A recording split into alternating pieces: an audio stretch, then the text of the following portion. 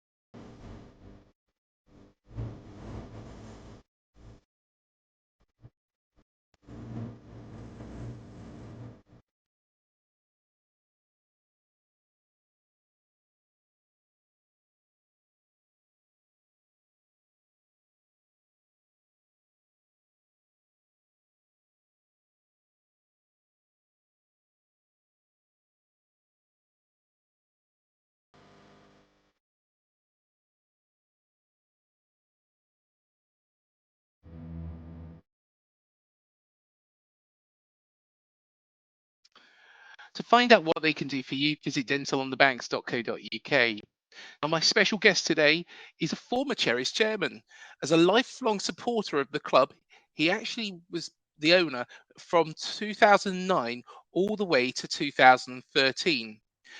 We're going to find out in his own words, his story. It is a pleasure to welcome onto Up the Cherries in all departments, Eddie Mitchell. Evening, Eddie. How are you? Evening. Yeah, fine, thank you.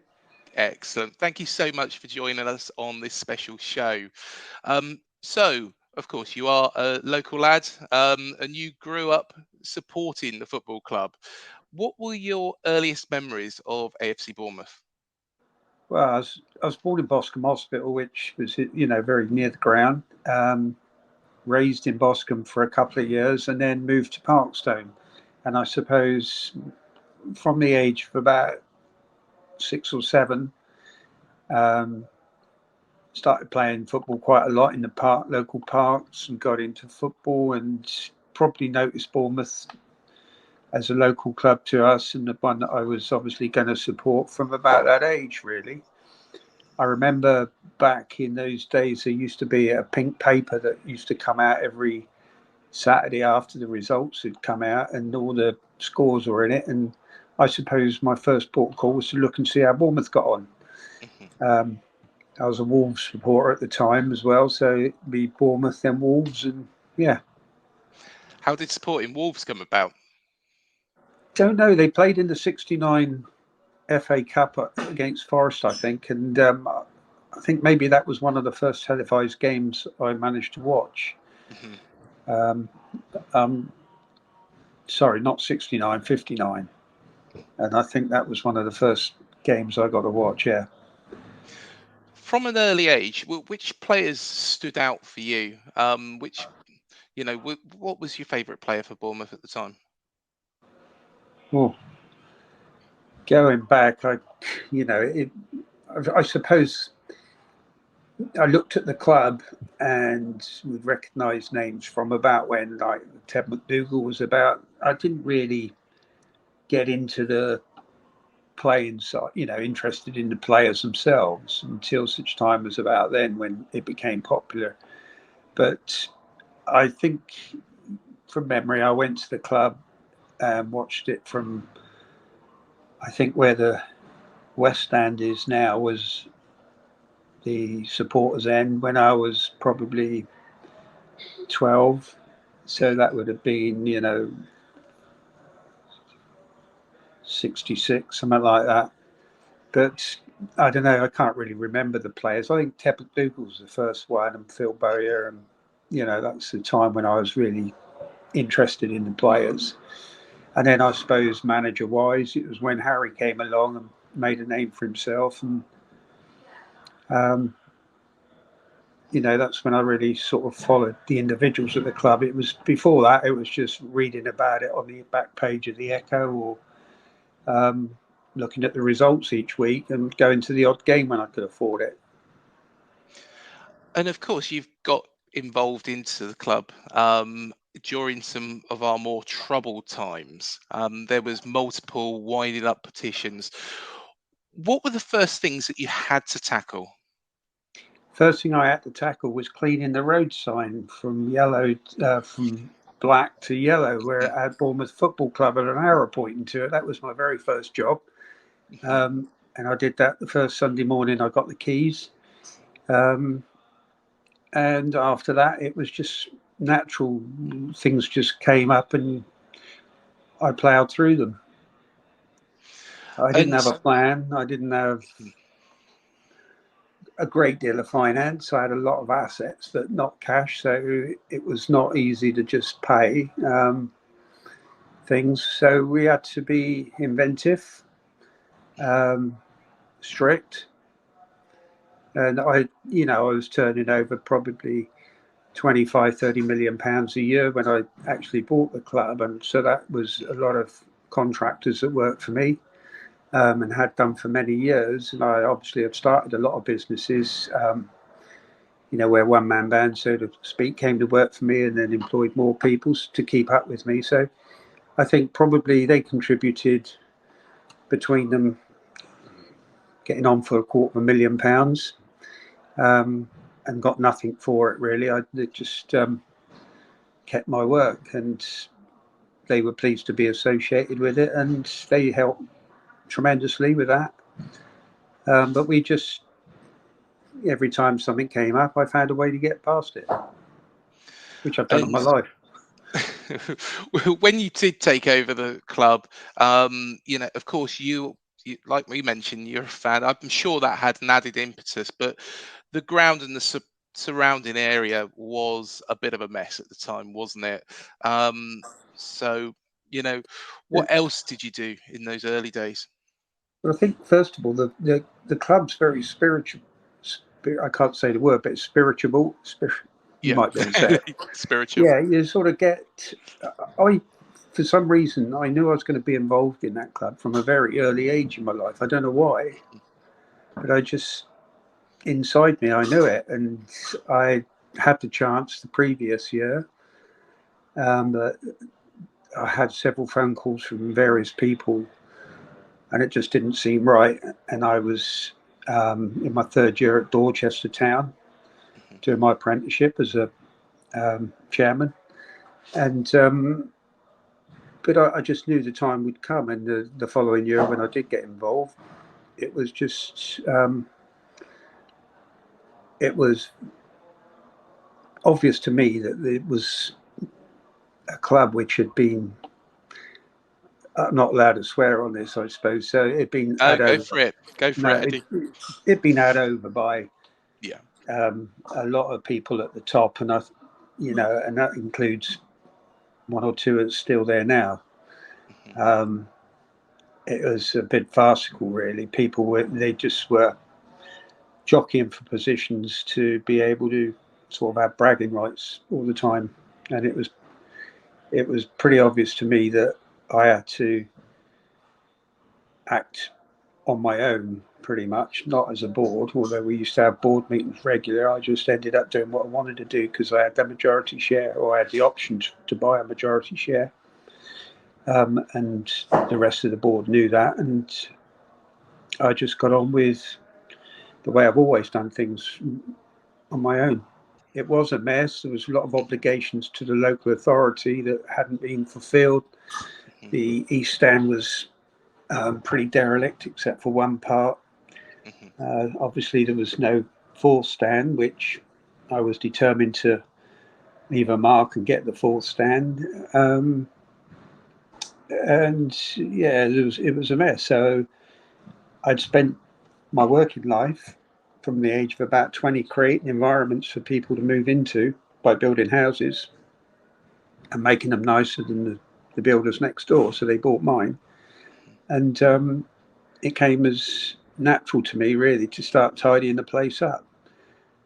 And as we got the money in, I spent it on the ground because I felt that it would be easier to attract players somewhere that's quite special, easy to attract investment and easy to attract supporters. So I went about my business, got my head down. One thing that both myself and Matt, who co-hosts this channel as well, have been discussing is that you didn't really get much credit for putting the club on a good financial footing. And how difficult was it to turn around a club that had been in so much turmoil? So we've had the Winter Gardens, of course we had -17. How difficult was it to turn that club into something that was on a good financial footing? How difficult? Well, I think it was really easy. I wouldn't change a day of there was a worry at the time, but it's an enjoyable worry. It's a challenge, I suppose, rather than a worry. And I like challenges. I haven't had credit for what I've done, but I don't really want it. I've been written out the club's history by the hierarchy there now. And I think it's pretty poison to mention my name at the club. I totally banned from the club. And I've been from 2 months after I sold my shares, for reasons unbeknown to me, really. And I think probably because I speak my mind and get on with things, that I think the people there now running the club were a little bit apprehensive of having me around. But would you agree that your work really did start the success that we're enjoying to this day in the Premier League? I think it did, but I didn't do it alone. I worked alone, but there Mhm, was an awful lot of support from the supporters, mhm. from friends that I had at the club, friends that I made at the club.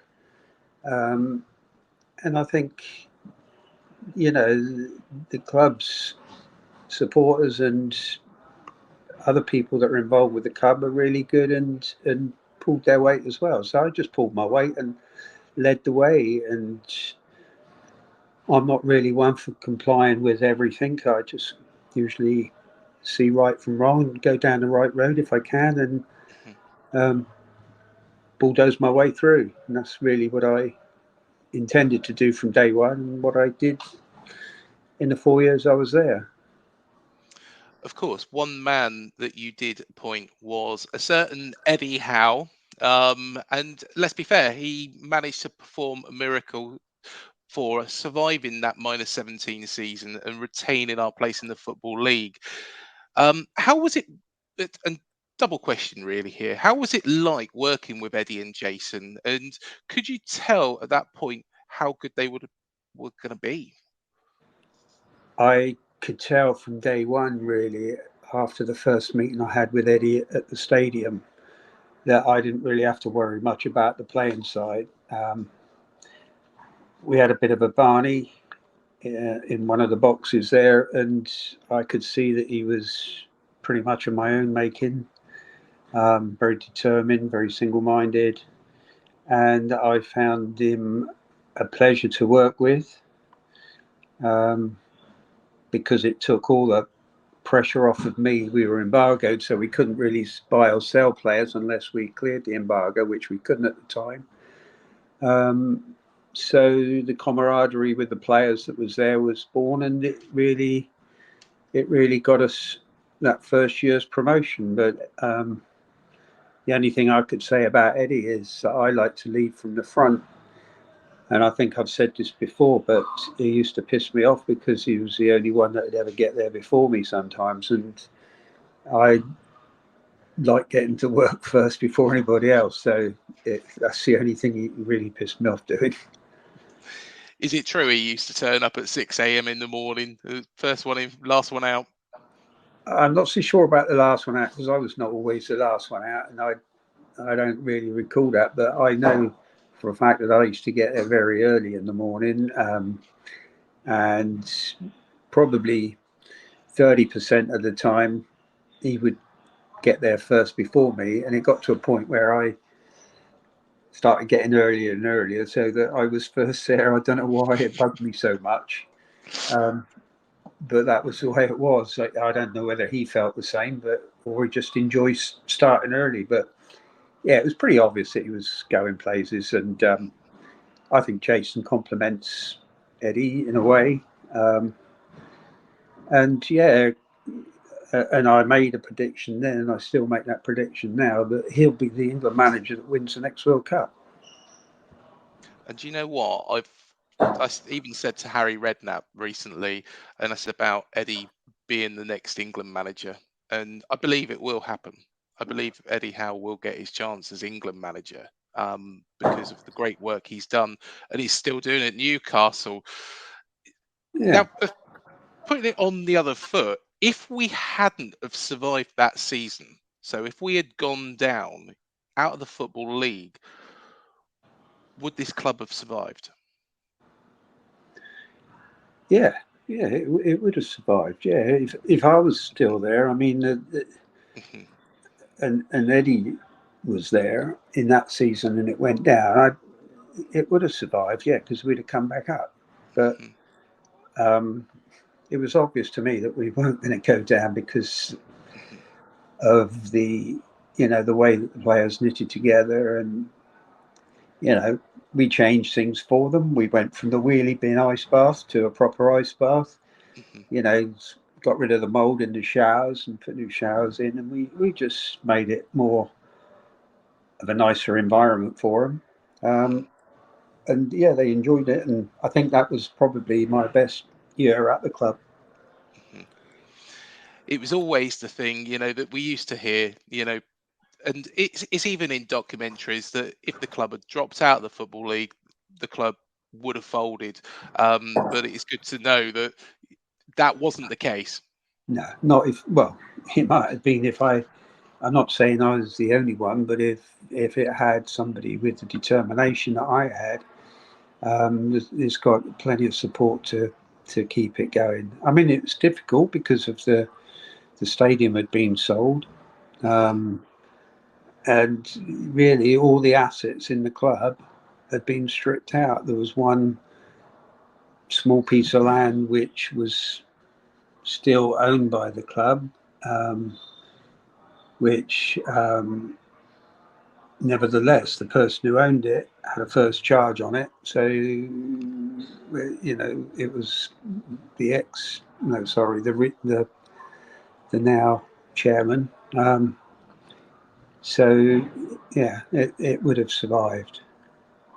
Yeah, no, that's good, because I guess it was all media talk, wasn't it, at the time? Yeah, well, the media liked, especially the Echo, liked to see Bournemouth in distress at the time. They're a bit frightened too now, but because it's grown so much with the Premiership status. But yeah, they did like to rubbish the club, especially when I was there. What was your relationship like with Eddie Howe? And was it a case that you could speak to him, and did he demand players, or was he respectful that this is what the club can do at this moment in time? And Well, I never said no to him once in the relationship that we had. I feel that we gave him the best we could. The relationship with him was on and off, usually through my fault. I tended to show my emotions too much, and a couple of times visited the changing rooms and give my opinion. And I Eddie jacked him once, and Jason, after I'd done that at Notts County, and we were 3-0 down at half time, and I was a stinking headache. So we fell out, but I sort of dodged the bullets for a couple of weeks. I didn't accept his resignation, and we made it up and got on. So by and large, it was a really good relationship. But I used to sort of upset the apple cart a bit by getting over enthusiastic, thinking I could do something when I couldn't. No, fair enough. Of course, Brett Pitman was on fire for us. He was fantastic, scoring lots of goals. He did eventually leave the club to go to Bristol City, and he was in great form before that. Was that a necessity at the time, or because of the financial issues, or was that a move that Brett did want? Well, Brett's always been my favourite player that was at the club. Although I thought all the boys that were there in the promotion from Division 2 were all really great lads, but Brett's always been my favourite because of his goal scoring ability and his swagger. But we didn't need to sell him, but it was very handy to sell him. It was very handy for me because I could use that money to continue improving the ground that we got for him. And not only that, he was capable of going a bit further. And we felt that it was a better move, good move for him at the time. So I didn't want to stand in his way.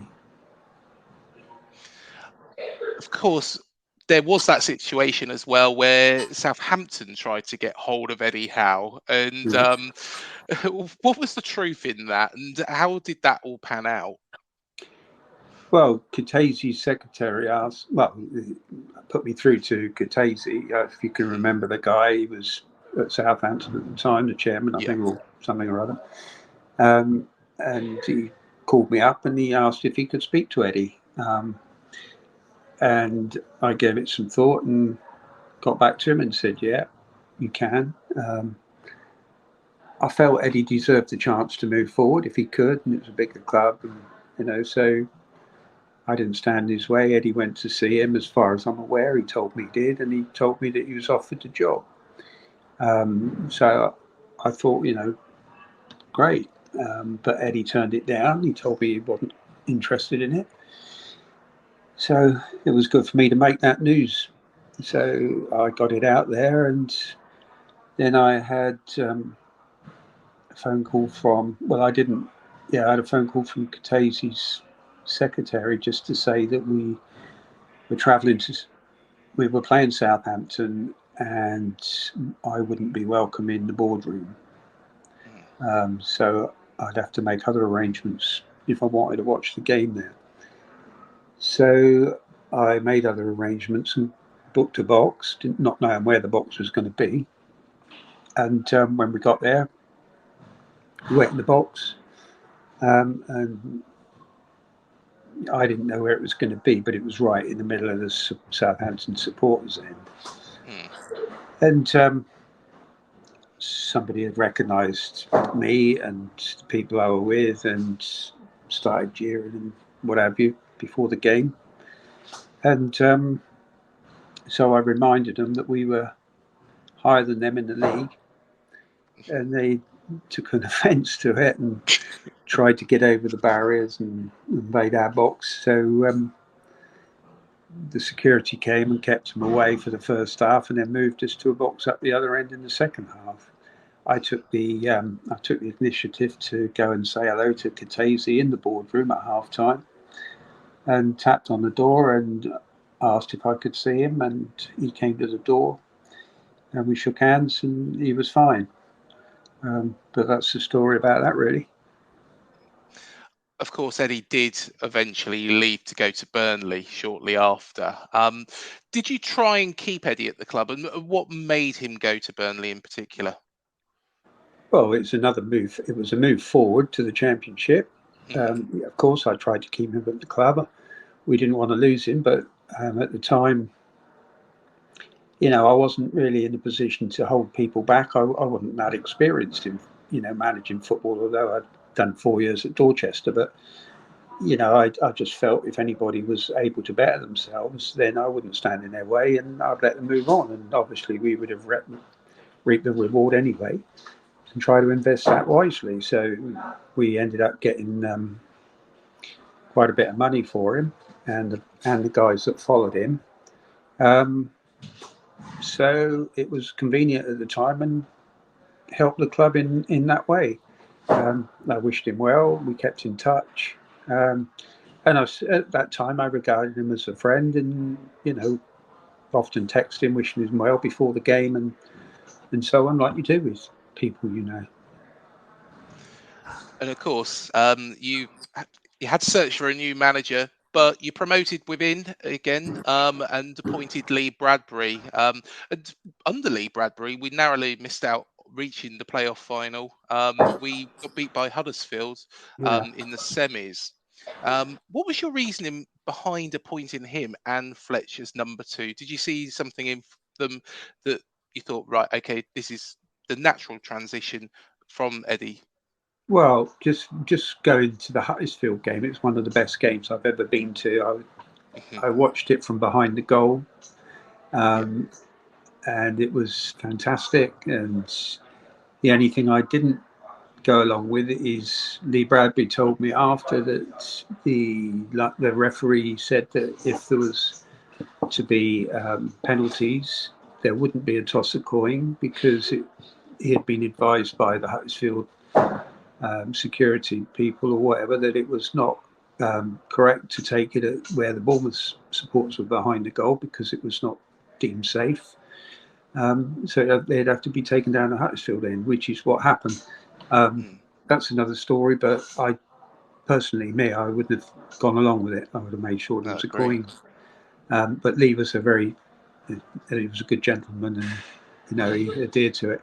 But in my 40 odd years of employing people, probably nearer 50 now, um, I've always tried to promote within.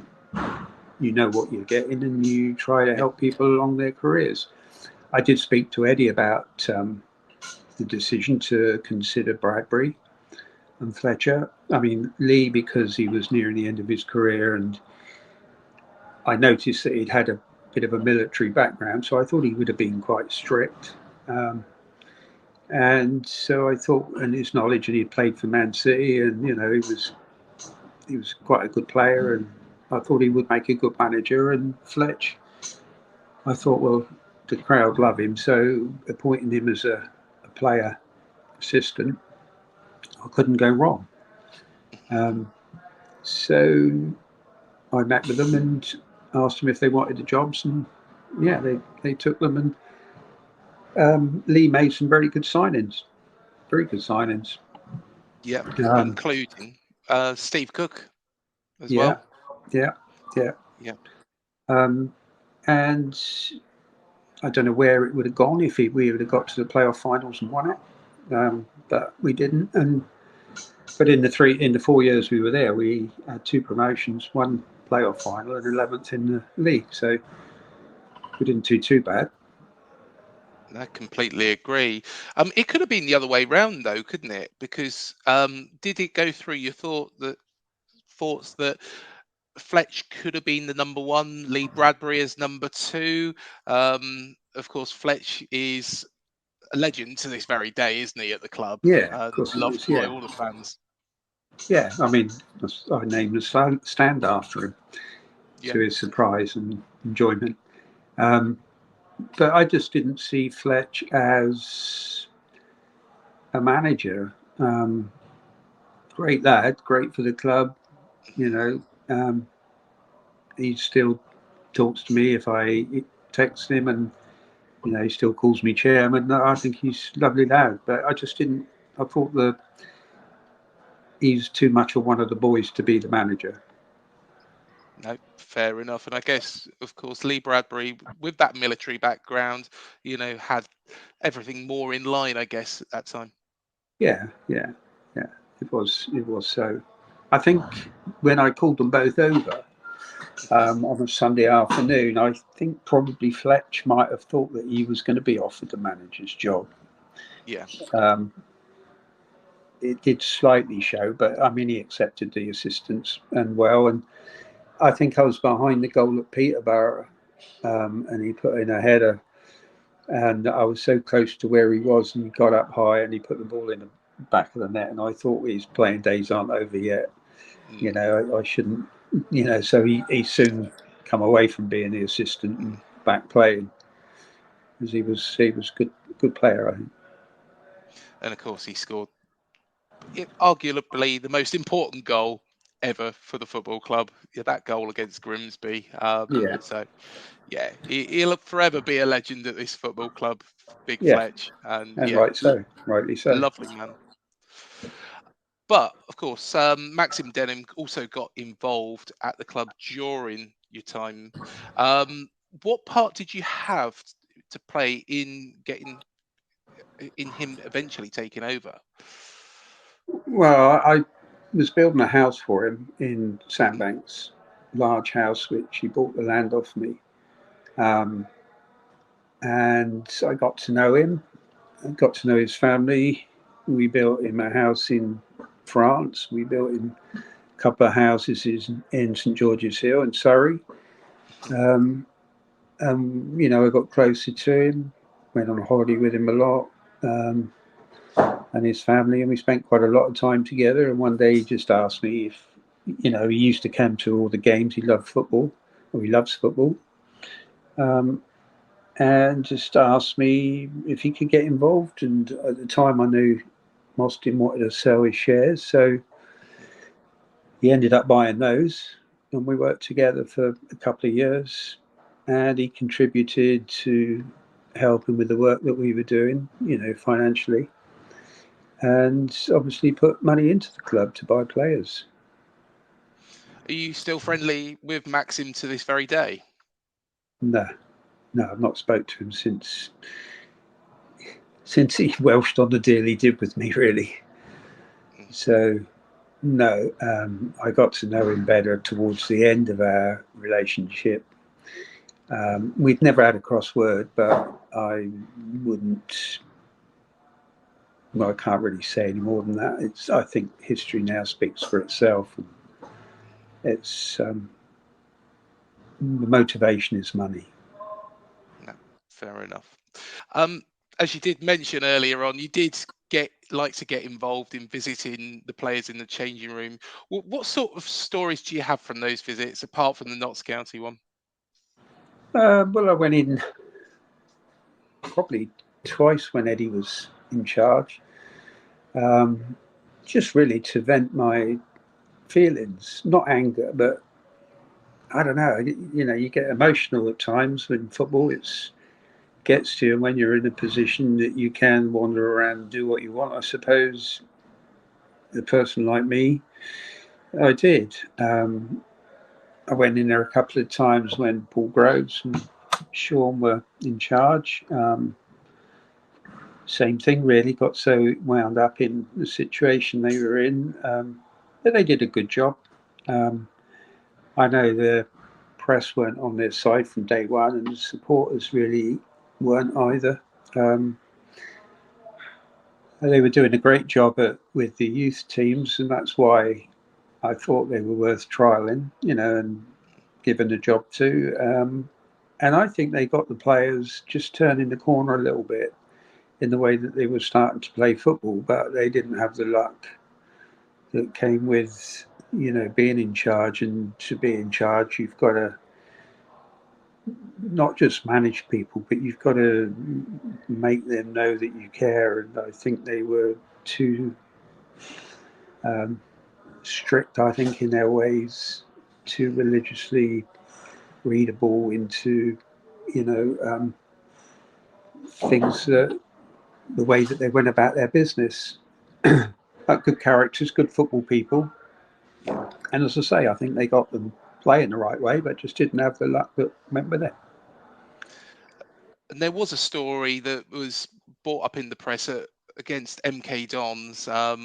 We got beat 1-0 that day. And of course, you visited the changing room. What actually happened? I was in the box watching the game, and at half time, I was going to go down, and I said to Max, I'm going to pop down and see the players on the way Hmm. in the tunnel. And she said, "Oh, can I come?" And she didn't speak that good of English, but I said, "Yeah, okay." And Hmm. she came down, greeted them in, and on the way out from the tunnel, which you walk past the changing room, I just shouted out, "Come up, the Cherries," like you do. And Yeah. um, she sort of poked her head round the door and said the same sort of thing. Um, and that was it. And we walked back upstairs, and I didn't think any more of it. But after the game, I came down to where the interview was with, I think it was Lee Bradbury, and Neil Perrott was rabbiting on about what was the team talk about by the owner's wife, and I was laid into him anyway because I didn't think it was right what he was saying, and it certainly wasn't a team talk. And then I got phoned on the way home. My wife was driving, and she got out of the car. My phone rang, and it was Radio 5 Live. And the commentators started taking the mickey out of the club by saying, women doing team talks and all this, which is a load of rubbish. So I told him, and obviously cut me off the air because I told him in a way that it's natural to me. And I ended up getting fined for it by the FA. But I apologise to any youngsters that were listening. No, that's fair enough. Of course, after the tough start to the season, which followed that Huddersfield defeat, you made the change and went with Paul Groves and of course Sean. And was that your call at the time to actually let Lee and Fletch step down and Paul Groves and Sean to take over? Not particularly all mine. I mean, Max was very anxious to move Lee to one side, and I think Fletch had moved back into playing then, and there was somebody else. And Max would phone me up after a game, and he'd be talking to me on the phone from I don't know, Carlisle. We got to about Birmingham before he put the phone down, which was just not good for me. And so I mentioned Paul and Sean, who he had met, and he said, yeah, let's give them a go. I mentioned it because they were doing so really well with the youth team, and I'd known Sean from Dorchester, and I knew if you cut him in half, he'd just have football written across him, and same with Paul Groves. So I just thought they might be the right people. And as I say, I think they got the players turning the corner a bit in the way that they were playing and approaching the games. They were playing possession football a bit better. But things like we went to play Swindon, and Canio kept coming on the pitch, and they weren't in the right way manager material, I don't think. I mean, if it were me, I would have got my players off the pitch because they were playing against 12 people. Canio was on the pitch most of the game. He didn't stay in his box at all, and things like that I would have done. And I think the supporters saw the weakness there, and I don't know, the press as well just rubbished them, and I felt sorry for them really because Paul had moved down to the area. When I moved Sean and Paul on, I mean, there was lots of talk about other people joining the club as manager. Mostyn wanted Steve Cottrell to join, and out of politeness, I went and gave him an interview, but he certainly wasn't for me. And we had an approach from Hoddle and his agent and various people that are quite well known. And in the end, I had a phone call from Eddie's agent, and I took it, and he asked me if I was interested in Eddie coming back, and I said possibly, yeah. And he told me what he wanted, but I don't know whether this was the truth or not, but I said no way, we're not paying that. And then about a week later I had a phone call from Johnny Yems. Oh yeah. And said, oh, are you interested in Eddie and Jason coming back? And I said, yeah, but not what they want. He said, oh no, I can get them for the right package, and I'd come with them. And I'd known Johnny for several months, and he helped me help get players in and what have you, and I really did get on well with him. So we agreed terms with Eddie, and through John, and we agreed terms with Jason, although Jason's terms were sort of changing every day. And then I chatted with Burnley, and after a lot of toing and throwing over the period of about 3 weeks, we come to a decision with them, and we signed them, and rest is history. They came back to the club and turned it around. When you did eventually leave the club, what was that day like for you? Was it a sense of relief, or was it a case that you would have loved to have continued? Well, it's hard to say. I left the club because I put everything I had into it, energy-wise. My business, which, as I say, had approaching a £30 million turnover, gone down to next to nothing. So all my energy was into the club, and I didn't have the money that Max had, and money talks, and people were siding with Max more so than me, and I was losing my authority because of that. And it became like bees around a honeypot. And I felt, well, I'd done what I planned to do. I always had it in my mind that I'd like to see the club in a better position than when Harry was there. He got to sixth in the championship, and I think we were sixth at the time when I left. And I thought, well, that might be the omen for me. I couldn't really work like I was because the authority had gone, and I had people that I'd brought to the club then siding with Max, and it became two sides really, and because of his wealth, he won everybody over. So I decided it was time to leave. So I mentioned, go on. What was your relationship like with Jeff Mostyn in particular during the time at the club? Didn't have one. I tolerated him. Fair enough.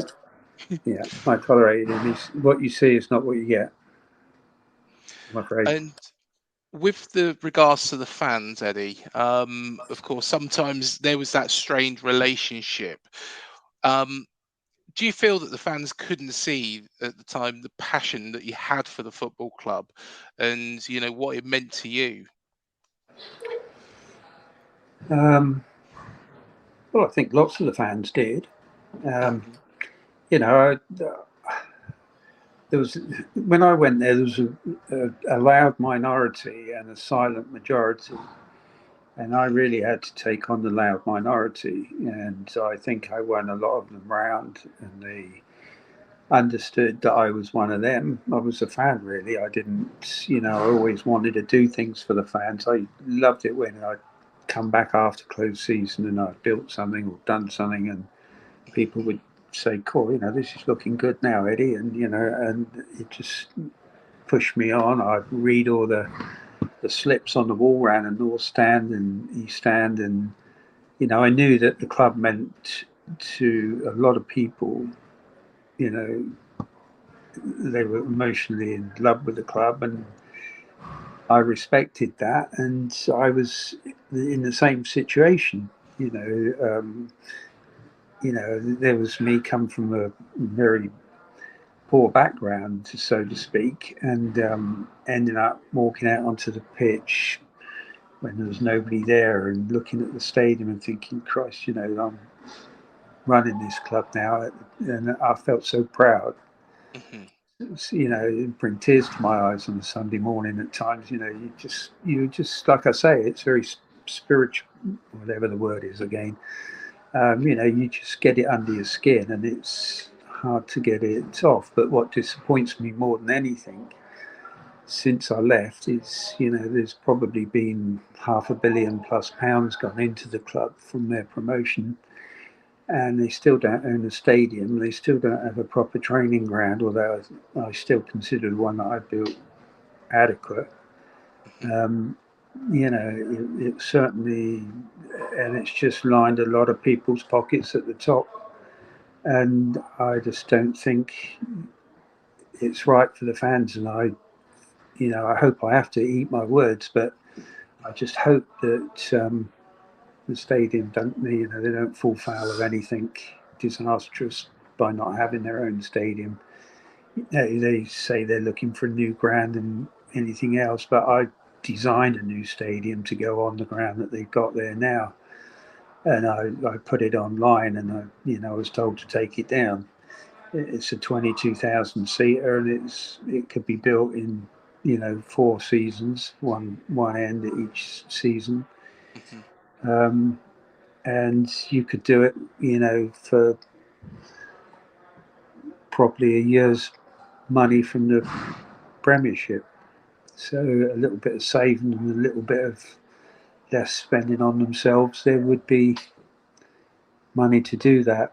But at the moment, I just think it's all about going. It's gone back to where it was before, and people just taking money out of the club and not investing it in the club. I mean, I can't knock the players that they've bought in, and it's got them back to the Premiership. Can't knock the manager they bought in, but I can knock the big spenders outside of that.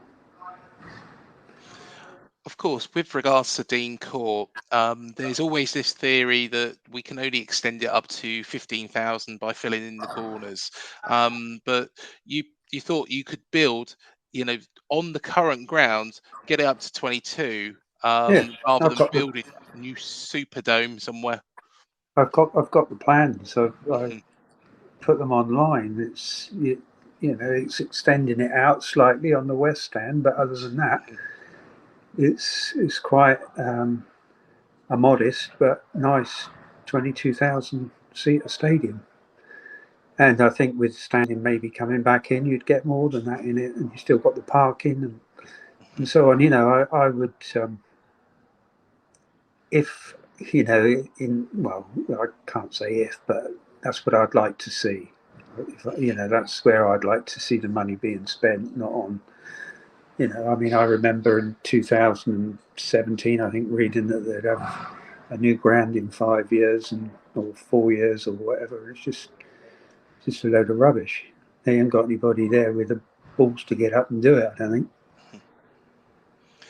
See, that's what I've always wanted is you look at Southampton, for example, you look at Reading, you look at teams like that, where they build these stadiums on the outskirts, but they don't have the feel of the old ground. No. And, that's what Dean Court is to us. Yeah, It it's the is, home, isn't it? it's an Yeah, I asset. mean, yeah, I buried a time capsule there after 100 years had gone. Um, and it's spiritual, and there's no need to move. And I know the landlords from my dealings with them, and I know they're reasonable people, and they would sell at a reasonable price. So they wouldn't give it away. It wouldn't be cheap, but it wouldn't be, they wouldn't take the piss. And it just needs proper negotiations, and it just needs somebody to get on and do it. But I think they just want to share the money out. Bringing it back to Eddie Howe, and of course he left the club for a second time after our relegation from the Premier League and that win against Everton. And looking at those pictures from that day, he looked like a bit of a heartbroken man. That I think some players let him down. Was you disappointed he went at that point? And are you so surprised he's doing so well at Newcastle?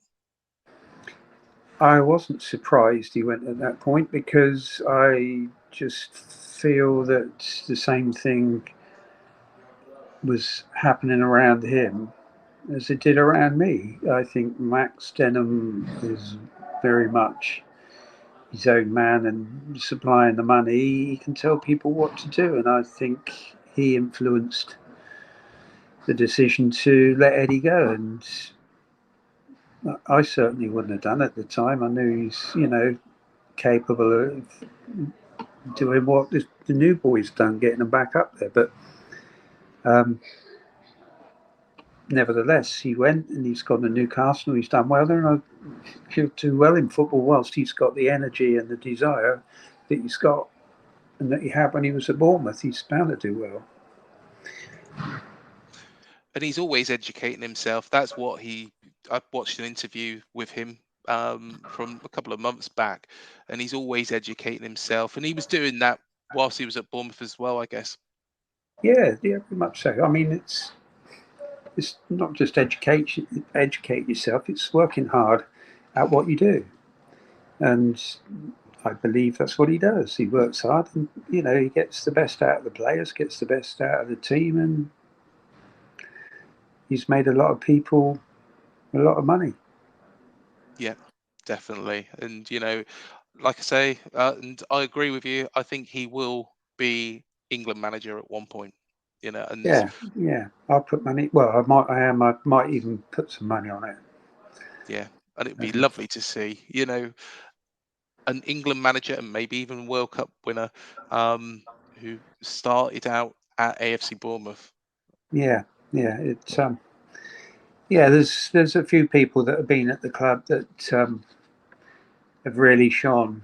Him being one of them, and it's been a pleasure for me anyway to have had the time I spent with them and some of the lovely supporters that I just want to say there was one little old guy there that used to come in Sunday mornings, didn't get paid for it. He'd come in voluntary, and I'd go in every Sunday morning, and he'd be there sort of 7 o'clock, sweeping up all the dog ends and everything from outside the front door, so that it was nice for Monday morning. And I got to a stage where I used to get in there at 7 o'clock with him and help him sweep them up because he was really old, and I felt for him. And he used to bring me a box of a packet of chocolate eclairs before every game. His name was Lynn. Mhm. And when we were hard up, and after a fans forum, he came up and said, "Look, I haven't got much money, but I've got £1,000 saved. You can have it towards the club." Mhm. And I said, "No, we don't want that." And there was Steve and Tracy. Steve was one of the security people there, and Tracy was, Bournemouth through and through. And there was just lots of lovely people like that. Neil Vacher, the club secretary, lovely man. So I met wonderful people when I was there, and I enjoyed, and I was proud to be part of the success it was for those 4 years. There's Privilege. nothing you would do differently. No, not a thing. Not a thing. Good stuff. There has been mention of you looking to get back into football, and I know that you were looking at Poole Town and also Hamworthy. Is that still on the agenda, do you think? I'd love to get back into football, but I wouldn't want to travel. So the club would have to be local, and I don't see me ever getting involved with Bournemouth again. So Poole Town was an easy bet, and I bought an option to have majority shares there, but I didn't follow it through because there's no prospect of a ground at the moment. And their lease, I think they've got 3 years left on a rolling lease with the school. And I know Chris, Reeves is Poole Town through and through, and I've worked with him since I left Bournemouth and still do. I did some work for him not so long ago for Poole Town by way of drawings and presentations, and he's a lovely bloke. And I wish one day that I would could get involved and get them a stadium. That would be my only involvement, is finding them a home. I mean, although Bournemouth was my club as a youngster, the first football game I actually watched was at Poole Town with my older brother Mhm. as a youngster, and I used to go there every Saturday as a sort of 6-year-old. And so I've got an affection for Poole as well. And I'd love to get involved at some stage. And they are a good club, and hopefully one day, in the not so distant future, could they reach the Football League, do you feel, if the ground was sorted? Yeah, definitely. Mhm. Definitely. Yeah, it's got ambitions, but they just need some luck on finding a ground. And I've got plans done to present to the council, which I might be putting in shortly, to try and persuade the council to release some land for them. That's another story, and could be or couldn't be. But I've got plenty of energy and plenty of desire to carry on. Well, hopefully, fingers crossed, that will come to fruition, because it would be great to see Poole Town being successful. Had a good couple of years, a few years back, didn't they? Where they Yeah. got into the National League South and looked like they were going to push to get promotion from there, but unfortunately, the ground held them back. Yeah, it did. It did, unfortunately. It's just one of those things. It's, they really lost their ground when the Speedway got involved, and there you go. Final question, Eddie. What are you up to now? I know that you're involved with FTY, aren't you? Yeah, I'm a majority shareholder in it, and I've got a lot of young lads working for me. We also have got a company called ESA, which builds football products, state-of-the-art ones, and we're selling them all around the world at the moment, and it's doing really well. And if anybody's interested in having a look, just Google eliteskillsarena.com, and you'll see we've sold machines to Barcelona, Southampton, Liverpool, and various other clubs, and they're used thousands of times a day. So, I mean, I get the usage through every day, and it's always above 2,000. So there's, we've got probably 500 machines now around the world, and it's growing. So, yeah, it's looking good.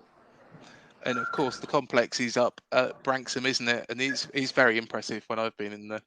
You have? Oh, well, Yeah, great. I've been in there. Yeah, I've been in there already. So yeah, it's lovely to see the kids. It's lovely to see the smile on the kids' faces when they come. It's like them going into a sweet shop, and they just love coming here and kicking the ball, and it's good for them, and it's good for everybody. yeah, my daughter went in there and she was kicking the ball about, and she loved it. So Operation Bronze, I call it. So you never know. Yeah, Never know. Well, you want to get in there yourself and have a kick about. See how Well, strenuous it can be. well, yeah. I think it might be a little bit too late for me. I don't think I'll be getting the call from Scott Parker and saying, "Yeah, do you fancy the position up front?" Yeah, I think I'll leave that to Dom Solanke, and Yeah, I might yeah. hopefully one day play a charity match with Steve Fletcher, but we Who shall knows? see. Yeah, we Yeah. shall see. But yeah, thank you so much for coming on the show, Eddie. It's been an absolute pleasure to talk to you, and thank you for everything you've done for the club. Because, That's all right. I wish the team and the supporters all the best for the season, for sure. thank you so much. And like I say, you don't get the credit that you deserve at this club, and what you did was put us on such a good financial footing, and that's why we are where we are now. If you hadn't done that, who knows where the club could have been. Well, all I did is have some fun. So thanks for inviting me on the show. No problem at all, Eddie. Thank you so much. Thank you. And thank you, everybody, for joining me on this special show. Please do remember to hit the like, the subscribe, and the bell button below to be alerted to any new videos we do here on Up the Cherries in all departments. Please also do check out our interviews with Harry Redknapp, Sean Teal. We've had Paul Mitchell. We've had Vince Bartram, and many, many more. So please do check those out. Do also check out our recent interviews as well with AFTV, of course, Arsenal Fan TV. So do check that out. Until the next video, up the cherries, and I'll see you in the next one.